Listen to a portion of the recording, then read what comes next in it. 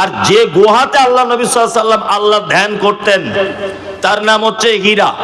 হাজী সাহেবরা জানেন যে মাটির নিচে থেকে উপরের দিকে তাকালে একটা একটা মানুষকে মনে হচ্ছে এক বিঘা বা এক হাত করে সাইজ, এত উঁচু সেই জায়গাটায়। এই জায়গাটাতে আল্লাহ নবী সাল্লাল্লাহু আলাইহি ওয়াসাল্লাম আল্লাহ ধ্যান করতেন। এই সংগঠন চালানোর মাঝখানেই হঠাৎ জিবরিল আমিন এলেন, এসে আল্লাহ রসুলকে চাপ দিয়ে ধরলেন, ধরে বলছেন আপনি পড়ুন। আল্লাহ নবী সাল্লাল্লাহু আলাইহি ওয়াসাল্লাম বলছেন আমি পড়তে জানি না। দ্বিতীয়বার আবার ধরা হলো, আপনি পড়ুন, বলছে আমি পড়তে জানি না। তৃতীয়বার ধরা হলো, পড়ুন। তখন আল্লাহ নবী সাল্লাল্লাহু আলাইহি ওয়াসাল্লাম পড়লেন ইকরা বিইসমি রাব্বিকাল্লাযী খলাক খলাকাল ইনসানা মিন আলাক ইকরা ওয়া রাব্বুকাল আকরাম আল্লাযী আল্লামা বিল কলাম। 5টি আয়াত অবতীর্ণ হলো। আপনাকে আমি আবার ঘটনাটার পিছন থেকে শিক্ষা দিতে আসছি। এক, মুহাম্মদ সাল্লাল্লাহু আলাইহি ওয়াসাল্লাম এই অসভ্য জাতিকে সংশোধন করার জন্য সর্বপ্রথম তিনি যে সিস্টেম অবলম্বন করেছিলেন সেটা হচ্ছে ঐক্যবদ্ধ। একটা জাতিকে পরিবর্তন করা একক মানুষের পক্ষে সম্ভব কে নয়। দুই নম্বর, আল্লাহ নবী সাল্লাল্লাহু আলাইহি ওয়াসাল্লাম এই জাতিকে পরিবর্তন করার জন্য সর্বপ্রথম যাদের কাজে লাগিয়েছিলেন তারা ছিল সব 16 বছর, 17 বছর, 20 বছর, 30 বছরের টকটকে ফুটফুটে যুবক। এই যুবকদেরকে দিয়ে সমাজ পরিবর্তন করতে চেয়েছিলেন। নাম্বার 3 হচ্ছে আল্লাহ সুবহানাহু ওয়া তাআলা হীরা গুহাতে ডেকে নিয়ে গিয়ে নবীজিকে বলছেন, মুহাম্মদ সাল্লাল্লাহু আলাইহি ওয়াসাল্লাম আপনি যে ঐক্যবদ্ধভাবে যুবকদেরকে নিয়ে সমাজ পরিবর্তন করতে চাইছেন এটা কোশ্চিন কালেও সম্ভব নয়। আল্লাহ নবী সাল্লাল্লাহু আলাইহি ওয়াসাল্লাম ছোটবেলা থেকে কোন স্কুলে পড়াশোনা করেছেন কারো জানা আছে? পড়াশোনা জানতেন না, নিরক্ষর ছিলেন। আল্লাহ তাআলা নবীকে হীরা গুহাতে ডেকে নিয়ে বলছেন, মুহাম্মদ আপনি যে পদ্ধতিতে নিজস্ব জ্ঞান দিয়ে সমাজ পরিবর্তন করতে চাইছেন এই পদ্ধতিতে সমাজ পরিবর্তন করা কোশ্চিন কালেও সম্ভব নয়। আপনাকে এমার্জেন্সি পদক্ষেপ নিতে হবে। ইকরা, আপনাকে প্রথমে পড়াশোনা করতে হবে। তার মানে বোঝা যায় একটা জাতিকে, একটা পরিবারকে, একটা দেশকে, একটা গ্রামকে, একটা কওমকে, একটা মানে কি বলে আপনার পরিবারকে পরিবর্তন যদি করা যেতে পারে তাহলে শিক্ষা না থাকলে সে জাতির পরিবর্তন আসবে না। তাহলে একটা জাতির পরিবর্তনের 3টে দিক বলে দিলাম। এক, ঐক্যবদ্ধ ছাড়া চলবে কি না। আপনারা চাষি মানুষ, চাষবাস করেন। আচ্ছা বলুন তো বর্তমানে খারাপ লোকের সংখ্যা বেশি না ভালো লোকের সংখ্যা বেশি? কথা বলুন। খারাপ লোকের, তাই না? এখন 1 বস্তা আলু, তার ভিতরে একটা আলু পচে গেছে, একটা। এখন সব ভালো আলুগুলো মিলিয়ে এই খারাপ আলুটাকে আর ভালো করতে পারবে? পারবে না।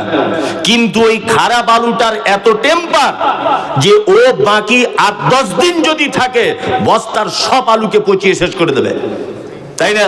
ওই জন্য আমাদের উচিত হচ্ছে বস্তা ঢেলে দিয়ে ওই পচা আলুটাকে বার করে দেওয়া।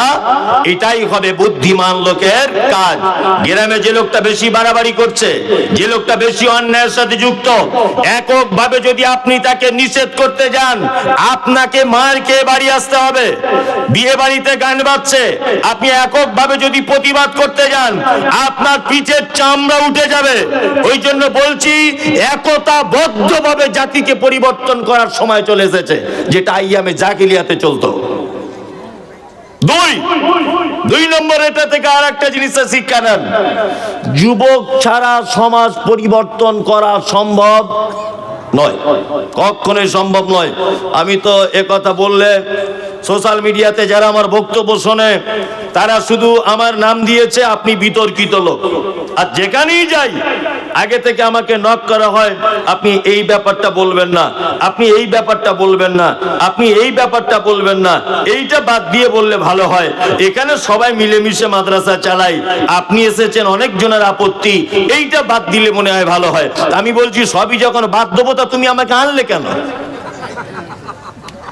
তুমি আমাকে আনলে কেন? তুমি তো জানো যে আমি এরকম বক্তব্য দিই, তুমি তো জানো যে আমি সত্য কথা জাতির সামনে বলে দিই দ্বিধাহীন চিত্তে, তুমি তো এটা জানো যে আমার জিভ কাটা, তুমি আমায় কেন বক্তা হিসেবে আনতে গেলে? তাহলে যে এনেছে অন্যায় তার, তাই না? ওই জন্য এসেছি যখন কিছু বাস্তব সত্য কথা আপনাদেরকে বলে দিচ্ছি, শুনে রেখে দেন। বর্তমান মুসলিমদের সামাজিক যত কাজ আছে, মাদ্রাসা বলুন, মসজিদ বলুন, আমি এই কথাই বছরে সব জায়গায় বলবো, এটা নিয়ত করেছি, সব জায়গায় মসজিদ বলুন, মাদ্রাসা বলুন, ঈদগাহ বলুন, আপনার কবরস্থান বলুন, জলসা বলুন, কোন জায়গাতে সফলতা আসছে না, কোন জায়গাতে সফলতা নেই। আপনাদের এই গ্রামের মাদ্রাসার বয়স কত? 105 বছর, 119, 19 বাদ দেন, 100 বছর ধরুন, 100, তাই না? আচ্ছা, এই 100 বৎসরে এই মাদ্রাসার জন্ম, এই 100 বৎসরে আপনি এখান থেকে রেজাল্ট হিসেবে কি পেয়েছেন? 100 বছর আপনি যে অর্থ দিয়েছেন, এর থেকে আপনি কি পেয়েছেন? এক, সারা পশ্চিম বাংলায় কোটি কোটি টাকা মাদ্রাসা পারপাস খরচা করা হয়। শুধু আপনাদের ছক্করনগর নয়, সারা পশ্চিম বাংলার কথা বলছি, কোটি কোটি টাকা খরচা করা হয়, হয় না? হয়। আচ্ছা, আপনারা দেখেছেন যে কোন মাদ্রাসা থেকে মারাত্মক ভাবে কিছু একটা হচ্ছে যা জাতির সামনে পেশ করে মুসলিমরা গর্বিত হচ্ছে? দেখতে পাচ্ছেন না? কারণ কি? মিশন, যেগুলো মিশনগুলো আছে, হ্যাঁ, এই মিশনগুলোর কেমন ডেভেলপ, বিশাল না? আজকে 1 তলা, কাল 2 তলা, আজকে অ্যাডমিশন ফি 10,000, কালকে অ্যাডমিশন ফি 20,000। হচ্ছে কি হচ্ছে না? হচ্ছে। অন্যান্য ব্যবস্থাপনাগুলো চরম শিখরে। আর আমরা মুসলিমরা এত বড় বোকা, এত বড় বোকা, মানে সচেতনতার এত অভাব। এগুলো জাতি কবে যে বুঝবে? আল্লাহর কসম, আমি আপনার বিপক্ষে নয়, আমি আপনার পক্ষের লোক। শুধু বাস্তবটা বলছি, সিস্টেম একটু চেঞ্জ করে দেন। প্রত্যেক দায়িত্বের জায়গাতে যুবকদেরকে বসান। কি বললাম বুঝতে পারছেন? প্রত্যেক দায়িত্বের জায়গাতে যুবক ছেলেগুলোকে টেনে আনুন।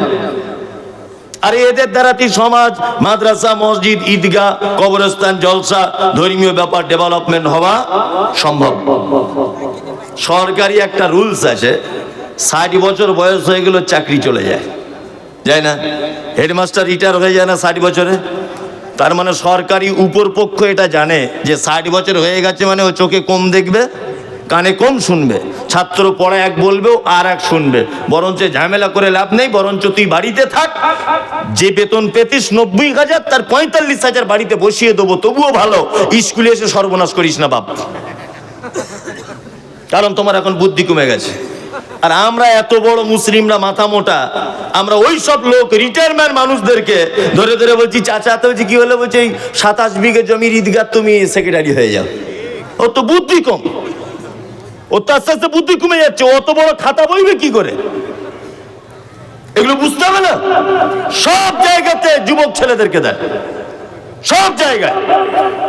আরে এদের পক্ষেই সমাজ পরিবর্তন করা সম্ভব, যারা পরের জমি জোর করে দখল করে, পরের ঝাড়ের বাঁশ কেটে রাতারাত্রি দক্ষিণ পাড়ার সাথে ঝামেলা করে উত্তর পাড়ায় ক্লাব তৈরি করতে পারে, এদেরই পক্ষে সম্ভব রাতারাত্রি ছক্কনগর মাদ্রাসার পরিবর্তন করা।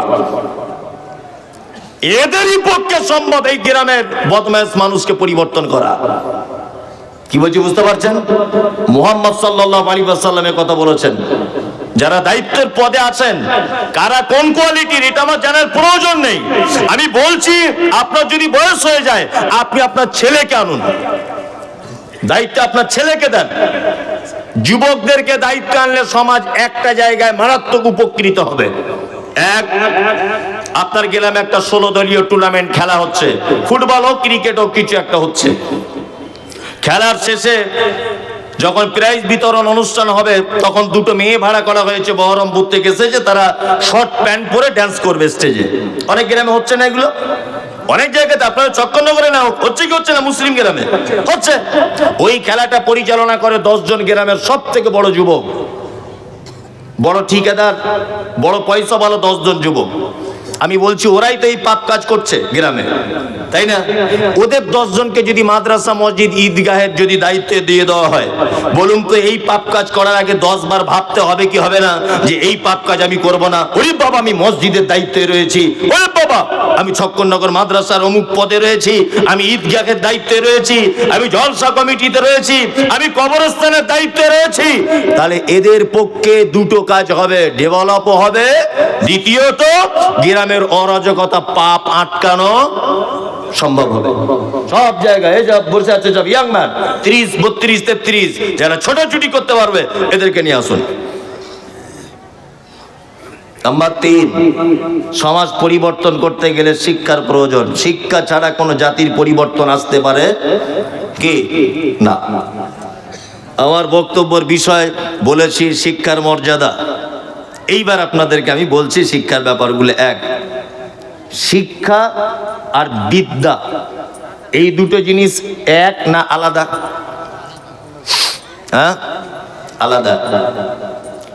ওইখানে তোর দাদির কবর, ডালিম গাছের তলে, ওইখানে তোর দাদির কবর, ডালিম গাছের তলে, 30 বছর ভিজায় রেখেছি 2 নয়নের জলে। এর নাম বিদ্যা। এর নাম কি? বিদ্যা। একটা বুড়ো লোক তার পোতাকে হাতে নিয়ে যাচ্ছে, যেতে যেতে বলছে, দেখ ওই তোর দাদির কবর ডালিম গাছের তলায়, তো দাদিকে খুব ভালোবাসতাম আমি, আজ 30 বছর আগে মারা গেছে, কেঁদে কেঁদে চোখে ঘা হয়ে গেল আমার। আচ্ছা বলুন তো, ওর বউ মরে গেছে, তা এইটা আমার ছেলে স্কুলে পড়ে আমার ছেলের কাজ কি?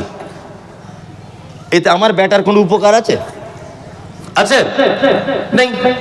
আমরা ছোটতে কবিতা পড়েছি ক্লাস 5-এ, অজয়ের ভাঙনেতে করে বাড়ি ভঙ্গ, তবু নীতি নীতি ঘেরি নব নব রঙ্গ, চায় নাই কুঞ্জে ছেড়ে যেতে মন যে, কোথা পাবো একসাথে এত সাধু সঙ্গ। কুমুদ রঞ্জন মল্লিকের লেখা, পল্লী কবি, বর্ধমানে বাড়ি, অজয় নদীর পাড়ে। তা উনি কবিতায় প্রকাশ করতে চাইছেন যে অজয় নদীর পাড়ে আমার বাড়ি, প্রত্যেক বছরে যখন বর্ষার দিনে নদীতে বান আসে আমার বাড়ি গদ্য সব ভেঙে যায়, তবুও গ্রামের পরিবেশ, গ্রামের আবহাওয়া, পাখিদের কুহু কুহু ডাক, গোধূলির শব্দ, চাষিদের মানে কিল কিল করে হাসা, আর সকালবেলাতে মৃদু হাওয়া, এই সমস্ত জিনিস আমাকে মানে গ্রামের প্রেমে মুগ্ধ করে রেখেছে। আমার ইচ্ছা হয় না আমি কলকাতাতে যাই, গিয়ে একটা বিশাল বড় ফ্ল্যাটে বসবাস করি, এটা আমার ইচ্ছা হয় না। আচ্ছা বলুন, কবির মনের কথা শুনে তা আমার বেটার কি উপকার হলো? উপকার কিছু হলো? এর নাম বিদ্যা। এর নাম কি? 30 লাইনের কবিতা, ওটা শিখে আমার কি লাভ হলো? কোনো লাভ হচ্ছে? বাড়িতে আমারও একটা ছোট মেয়ে আছে, ওই খিচুড়ি স্কুলে পড়ে, ICDS এ। তা যখন আমি বাড়ি যাই, গিয়ে বলি, মা কি শিখলি বলতো? বলছে, হাট্টিমা টিম টিম তারা মাঠে পারে ডিম, এক খাড়া দুটি যায়, তো প্রতিদিন হাট্টিমা টিম, তোর কি আর পরিবর্তন কিছু হয় না? তো একদিন রাগ করে ম্যাডামকে গিয়ে বলছি, ম্যাডাম আমার মেয়ে কিছু শিখছে। বলছি, ওরে বাবা, সাংঘাতিক ব্যাপার তো, কি শিখেছে? ওই হাট্টিমাটিমটি। তাই বলছি, আচ্ছা ম্যাম, হাট্টিমাটিম মানে কি, ব্যাপারটা বুঝলাম না। বলছে, আপনি এত দামি লোক, বক্তা লোক, সারা বাংলার পরিচিত লোক, আপনি হাট্টিমাটিম বোঝেন না? বুঝি না তো। বলছে, ওই তারা মাঠে পাড়ে ডিম, তাদের খাড়া দুটি সে ঘোড়ার ডিম, তুমিও বুঝো না, পড়া তো হয় বলে পড়া। আচ্ছা বলুন, একটা পাখি তার দুটো শিখ, সে মাঠে ডিম পাড়ে, এই সব শিখে আমার বেটা বেটির, আপনার বেটা বেটির জীবনের কোনো পরিবর্তন আসবে? আসবে না। এর নাম বিদ্যা। এর নাম কি? বিদ্যা। শিক্ষা কার নাম? শিক্ষা হচ্ছে সেইটা যেটা জানার পরে আপনার ছেলের ভাষার পরিবর্তন হবে, আপনার বেটির রাস্তায় চলার পরিবর্তন হবে, আপনার বেটার খাদ্য রুচির পরিবর্তন হবে, আপনার বেটার চোখের দেখার রুচির পরিবর্তন হবে, আপনার বেটার ভদ্রতার পরিবর্তন হবে, আপনার বেটার কথা বলার একটা এক্সপিরিয়েন্স বাড়বে বা কমবে, কিছু একটা হবে। এর নাম শিক্ষা। শিক্ষা মানে সেটা যেটা মানুষ অর্জন করার পরে তার নিজের শারীরিক, সামাজিক, পারিবারিক, ব্যক্তিগত সমস্ত ব্যাপারের পরিবর্তন ঘটে যাবে। এর নাম শিক্ষা। খুব আস্তে আস্তে করে শুনুন, আমি এখনো মেন জায়গাগুলো যাইনি, দেখবেন কোন দিকে যাব। ওষুধ তো তারপরে আছে, একজন বুঝতে পেরে গেছে। এক, তাহলে শিক্ষা বলে দিলাম, আর বিদ্যা কাকে বলে দিলাম। নাম্বার দুই, শিক্ষা দুই ভাগে বিভক্ত। কয় ভাগে? দুই ভাগে। এক দুনিয়াবি শিক্ষা, আর একটা দিনী শিক্ষা, তাই না? এখন আমরা বেশি কম্পিটিশনে নেমেছি কোনটাতে? দুনিয়াবি। এর পিছনেও মারাত্মক একটা কারণ আছে, কারণ প্রতিটা মানুষ দেখবেন এখন হিসাবই, হিসাব ছাড়া এক পা চলে না, প্রতিটা মানুষ হিসাবই। আমি আমার গিন্নিকে বলছি যে আমার ছেলেটা মাদ্রাসায় ভর্তি করব, তা আমার গিন্নি আমাকে বলছে কেন? আমি বললাম মাদ্রাসায় ভর্তি করবো, আমি আলেম। এটা গল্প, এর ভিতরে জ্ঞান। আমি আলেম, আমার বেটা আলেম হবে, যদি বক্তা হতে পারে তাহলে তার কোনো কথাই নেই। এইসব আমার স্ত্রীর সঙ্গে বলছি, তখন আমার স্ত্রী বলছে আচ্ছা ধরে নাও বক্তা হলো না, তখন কি হবে? তখন মসজিদ ইমামতি করবে। বলছি তাহলে তখন সে এক মাস পরে বৌমার কাছে এনে দেবে কত টাকা? বলছি মমতারে নিয়ে ৬,০০০।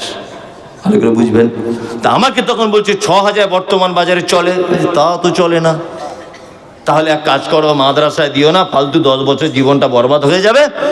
এক কাজ করো, আমি তখন আমার স্ত্রী বলছে তুমি আলামিন মিশনে ভর্তি করো, যদি একটা চান্স লেগে যায় আমার ছেলে ডাক্তারি পড়তে, দরকার হলে 2 বিঘে জমি বিক্রি করে দেবো 10 লাখ টাকায়, 20 লাখ টাকা খরচা করবো, ও আলামিন মিশন থেকে পড়াশোনা করে একটা মেডিকেলে চান্স পেয়ে যাবে, আমার ছেলে MBBS হয়ে বাড়ি আসবে, 4টে রুগী দেখবে, 2000 টাকা ফি, 8000, বিশাল চলবে। প্রতিটা মানুষ হিসাব হিসাব করছে না? হিসাব করছে। আমি মমতাজুল ইসলাম, আমার কথা সোশ্যাল মিডিয়া রেকর্ড হচ্ছে, ঠিক আছে? এখন আপনারা শুনছেন। আর আমার মায়ের হিসাব অনুযায়ী আমার বয়স 33 বছর। আমার মায়ের হিসাব এটা একদম 33 বছর।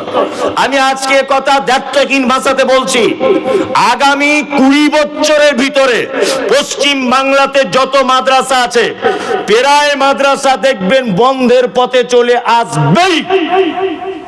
যদি বলছেন আসবেই, এরকম ভাবে জোর দিয়ে বললেন, আসবে। কাউকে দিয়ে বিচার করা লাগবে না, আপনি আপনাকে দিয়ে বিচার করুন। মাদ্রাসায় যারা দায়িত্বে থাকে তারা তাদের বেটাকে কেউ ভর্তি করে না, ঠিক বলছি না? তার মানে সে লোক জানে এখানে পড়া মানে বেকার, আমার ছেলে আলামিন মিশনে পড়ুক, আমি এখানে দায়িত্বে থাকবো। খুব হিসাব করে রেখে দিয়েছে। কথা বাস্তব বলছি না? আপনি এবার চিন্তা করুন, বর্তমান বাজারে এখানে কজনের বেটা মাদ্রাসায় পড়ে? হাত তুলুন তো, তুলুন। আচ্ছা, যে কজন তুলেছেন তারা কি পার্সেন্টেজে আসবে? আসবে না। এখানে যদি 1000 মানুষ থাকেন তাহলে হাত তুলেছেন 10 জন, তাই না? তাহলে আমরা সবাই হিসাব করতে শিখেছি যে আমার বেটার ভবিষ্যৎ কোথায় গেলে লস, আমার বেটার ভবিষ্যৎ কোথায় গেলে লাভ। এমন একটা দিন আসছে, আমি তো এটা বলে দিয়েছি আগেও, আজকেও বলছি, যে পশ্চিম বাংলার মাদ্রাসাগুলো বর্তমানে টিকিয়ে রেখেছে ঝাড়খণ্ডের ছাত্ররা আর ঝাড়খণ্ডের মৌলভী সাহেবরা। দেখুন আপনি খোঁজ নিয়ে, যত ছাত্র মাদ্রাসাতে তার 80% ঝাড়খণ্ড, বিহারের। বাঙালির খুব কম, কারণ বাঙালি হিসাব করতে শিখেছে আমার ছেলে মৌলভী হয়ে কত টাকাই বা কামাবে। আমার ছেলে যদি বড় ঠিকাদার হতে পারে, এখন প্রত্যেক মাসে 30-40 হাজার, তাই না? তার মানে আগামী এমন একটা দিন আসছে যে আস্তে আস্তে মাদ্রাসা মসজিদের প্রতি মানুষের অনীহা সৃষ্টি হচ্ছে। তার একটা কারণ, আপনি বারবার আপনার বেটাকে আপনি কি করবেন? মসজিদের ইমাম সাহেবের সঙ্গে একবার ভেরিফাই করবেন, আপনি মাদ্রাসার একটা শিক্ষকের সঙ্গে একবার যাচাই করবেন যে আমার ছেলে যদি এই পজিশনে আসে তাহলে ওর বেতন 6000 কি করে চলবে। হিসাব করবো কি করবো না? ওই জন্য বলছি, অন্ততপক্ষে মাদ্রাসা মসজিদে যারা কাজ করে এদের পর্যাপ্ত পরিমাণে বেতন দিতে হবে। কি বললাম বুঝলেন? মাদ্রাসায় পড়াশোনা ভালো হয় না পশ্চিম বাংলাতে, ওই জন্য দেখবেন এখানে পড়ার পরেও চলে যাচ্ছে ছাত্র উত্তরপ্রদেশে। ভালো করে বুঝবেন, পশ্চিম বাংলার ছাত্ররা আনারুল হক ফাইজি নাম শুনেছেন? জানেন তো? ও পড়াশোনা করেছে কোথায়? জামিয়া ফাইজিয়ামে। আব্দুল্লাহ সালাফি নাম শুনেছেন? শুনেছেন তো? এখানে পড়ার পরে গেছে কোথায়? জামিয়া সালফিয়াতে। আপনাদের গ্রামে একজন আছে বোখারি, ওর বাড়ি এই গ্রামে ছক্করনগরে, কিন্তু ওর টাইটেল বোখারি, তার মানে ও পড়েছে কিশনগঞ্জ থেকে। আপনি কোথায়? ও দাঁড়িয়াবাদ থেকে পড়েছে। তার মানে বোঝা যাচ্ছে যে বেঙ্গলে এইরকম উপযুক্ত মাদ্রাসা নেই যেখানে ছাত্র উপযুক্ত হিসেবে মানুষ হবে। কারণ একটা, কারণ কি বলুন তো? কারণ হচ্ছে প্রত্যেক কোম্পানি দেখবেন তার ম্যানেজার সুপারভাইজারকে তার যেটা প্রয়োজন তার থেকে বেশি বেতন দিয়ে পোষে, যাতে তার ব্রেনে যা বুদ্ধি আছে তার কোম্পানি কি করে ডেভেলপ হবে এই ব্যাপারে তার ব্রেনটা যেন কাজ করে। আর তার পিছন টান থাকলে সে অন্য আর একটা এক্সট্রা কাজ করতে যাবে না। ওই জন্য আমাদের শিক্ষকদের যদি পর্যাপ্ত পরিমাণে সাম্মানিক যদি দেওয়া হয়, তাহলে তারা নিজের মন স্থির করে তার নিজস্ব জ্ঞানটা শুদ্ধভাবে ভালো করে ছাত্রকে দিতে পারবে। ওর বেতন 4000, ওর এখন টেনশন, বইয়ের শাড়ি ছিঁড়ে গেছে, ওর পড়াবে ছাত্রকে? হ্যাঁ, ও ছাত্রকে পড়াবে? বলছে আমাদের ইমাম সাহেবের নামাজে খুব ভুল হয়। এমনি তো ভুল হবে, ওর ভুল হওয়া ফরজ। ওতে এমনিতে ভুল হবে, ওর ইমাম সাহেবের নামাজে ভুল হবে না? 3500 টাকা বেতন দিয়ে বলছে ভুল হয়ে যাচ্ছে বারবার। তুমি আর কত ভালো নিবে এর থেকে? আমি ওই হুগলিতে একবার ইমামতি করেছিলাম, বুঝলেন তো? ইমামতি করেছি তো একজন মাস্টার মশাই, উনি মসজিদের দায়িত্বে ছিলেন। আমার বেতন ছিল 2800। তা আমি গিয়ে বলতাম যে মাস্টার মশাই বাড়ি যাওয়া আসায় 300 টাকা খরচা হয়ে যায়, আর কিছু অন্তত বাড়ান। তখন প্রথম ফারাক হয়ে এসেছি। তা বলছে না, আপনাদের টাকায় বরকত হয়। বাহ, ভালো বুদ্ধিতে, শর্টকাটের বুদ্ধি নিয়ে ওর বেটা চাকরির পরীক্ষা দিয়েছে, একদম বাস্তব চাকরির পরীক্ষা দিয়েছে, আর আমাকে 200 টাকা দিয়ে বলছে মৌলী সাহেব একটু দোয়া করবেন যাতে চাকরিটা না আটকায়। আমি দোয়া করে দিয়েছি, যা করেছি মনের ব্যাপার। মাস্টারের সামনে ডাইরেক্ট বলে দিয়েছি, আল্লাহ আপনার ছেলে চাকরি দিক, তবে বেতন যেন আমার মতো হয়। তো মাস্টার বলছে কেমন দোয়া করলেন? আচ্ছা কেন? আমার যদি 2800 টাকায় চলে, আপনার বেটা চলবে না কেন? বলছে না, আপনাদের বরকতের টাকা। তাহলে এক কাজ করবেন, আপনার ছেলের প্রথম বেতনটা আমার সঙ্গে পাল্টাপাল্টি করবেন, বরকতেরটা আপনি নেবেন, কেমন হবে? জি, শিক্ষা দুই রকমের, একটা দিনী একটা দুনিয়াবি, তাই না? চলুন এইবার আপনাকে বলছি, দুনিয়াবি শিক্ষা এতক্ষণ বললাম, এইবার আপনাকে দিনী শিক্ষার একটু বলে দিই। আল্লাহ নবী বললেন, একজন কোরআনের হাফেজকে বলা হবে তুমি কোরআনের একটা আয়াত তেলাওয়াত করো। আল্লাহ ডেকে বলবে তুমি কে? না আমি কোরআনের হাফেজ। কোরআন তেলাওয়াত করো, ও তেলাওয়াত করবে আলহামদুলিল্লাহি রাব্বিল আলামিন। ওকে একটা তলাতে তুলে দেওয়া হবে আর রহমানির রহিম, ওকে আর একটা তলাতে তুলে দেওয়া হবে। বিশ্ব নবী বলেছেন তার আয়াত যেখানে শেষ হবে তার মর্যাদা সেই জায়গাটাই পৌঁছে যাবে। তার মানে বোঝা যায় সারা পৃথিবীতে যত কোটিপতি, আমির, ধনী, যত ব্যবসায়িক, যত বড় জমিদার হোক না কেন, একটা কোরআনের হাফেজ, একজন আলেম জান্নাতের যে জায়গাটায় থাকবে, 1 কোটি টাকাও যদি চক্করনগরে কেউ দান করে দেয়, ওই জায়গাটায় সে পৌঁছাতে পারবে না। পারবে? কিয়ামত পর্যন্ত নয়, সারা লাইফ ভোট যদি চেষ্টা করে ওই জায়গায় যেতে পারবে না। হাফেজ যে জায়গায় থাকবে। 2, আপনি যদি মাদ্রাসায় ছেলে দেন 2 জায়গায় উপকার। আপনার বউ মুরগি পুষবে, দিশি ডিম হুজুর খাবে। বাস্তব না? আপনার বউ বাড়িতে মুরগি পালছে আর ডিম হলে ইমাম সাহেব খাচ্ছে, কঠিন আশ্চর্য ব্যাপার। ইমাম সাহেব জামার যে কাপড় ব্যবহার করে, ছক্করনগরে কোন বাপের বেটা ও কাপড় চোখেই দেখেনি, ও কোনো দোকানে খুঁজে পায় না। ইমাম সাহেব জুম্মার দিনে যে আতরটা লাগায়, ও আতরেরও নামই শোকেনি জীবনে কোনোদিন। ঠিক বলছি না? দুনিয়াতে উপকার, সম্মানের চরম জায়গাতে থাকবেন, আর আখিরাতে আপনার উপকার অনেক বেশি। আল্লাহ নবী সাল্লাল্লাহু আলাইহি ওয়াসাল্লাম তিনি বলেছেন, তালাবুল ইলমি ফারিজাতুন আলা কুল্লি মুসলিমিন, প্রত্যেক মুসলিম নরনারীর জন্য দ্বীনের শিক্ষা অর্জন করা ফরজ। আপনার বেটা যদি শুধু স্কুলে পড়ে, আমি একটা সমীক্ষা আপনাদেরকে দিচ্ছি, দেখুন বাস্তব হয় কিনা। কাল সকালবেলাতে আপনার বেটাকে আপনি চেক করুন, ও বেঈমান হয়ে গেছে, অনেকটাই বেঈমানের মতো। যদি বলছেন এটা কেমন কথা বললেন আপনি, অবশ্যই আপনার বেটা যে শিক্ষা অর্জন করছে কোরআনের সঙ্গে মারাত্মক সংঘর্ষ আছে, ভালো করে বুঝবেন। দ্বীনের শিক্ষা অর্জন করা ফরজ, তাই বলে আল্লাহর নবী এটা বলেননি যে অন্য শিক্ষা হারাম, এটা বলেননি। দ্বীনের শিক্ষা ফরজ মানে কিভাবে নামাজ পড়তে হয়, কিভাবে রোজা রাখতে হয়, যাকাত কতটা হলে দিতে হয়, স্বর্ণের কতটা হলে দিতে হয়, বেদাত কাকে বলে, শিরিক কাকে বলে, হারাম কি, পিতামাতার সঙ্গে কেমন ব্যবহার, আত্মীয় স্বজনের সঙ্গে কেমন ব্যবহার, এতটুকু আপনার বেটা জেনে গেলে, আপনি জেনে গেলে ইলমের শিক্ষা ফরজ, এটা হয়ে গেল। ফরজ মানে এটা নয় যে 12 বছর মাদ্রাসায় পড়ে পাগড়ি এরকম করে না নেওয়া পর্যন্ত ফরজ আদায় হবে না, এটা নয়। কি বললাম বুঝলেন? বেসিক জ্ঞানটা আপনার থাকতে হবে। আপনার বেটা স্কুলে যাচ্ছে, স্কুলে বইয়ে পড়ানো হচ্ছে, ওর নাম যিশু। ওর নাম কি? যিশু। কোরআন কি বলছে ওর নাম কি? ঈসা আলাইহিস সালাম, তাই না? তাহলে কোরআন বলছে ঈসা, ওই স্কুলে পড়ে আসছে ওর নাম যিশু। আচ্ছা, কোরআন বলছে ওর মায়ের নাম মারিয়াম, তাই না? আর স্কুলে ম্যারি, তাহলে কোরআনের সঙ্গে সংঘর্ষ। কোরআন বলছে ওর জন্ম হয়েছে বাইতুল লাহম, আর এ বলছে বেতেলহেম, তাই না? আচ্ছা, কোরআন কি বলছে? ফাইন্না খলাকনাকুম মিন তুরাবিন সুম্মা মিন নুতফাতিন সুম্মা মিন আলাকাতিন সুম্মা মিন মুদগা, নিশ্চয়ই মানুষকে মাটি দিয়ে সৃষ্টি করা হয়েছে। এটা কোরআন বলছে কি বলছে না? আচ্ছা, আমরা এটা ঈমান রাখি যে মাটি দিয়ে মানুষ সৃষ্টি, সবাই ঈমান রাখি, সবাই রাখি, কিন্তু স্কুলে বলা হচ্ছে চার্লস ডারউইনের থিওরি, বানর থেকে মানুষ হয়েছে।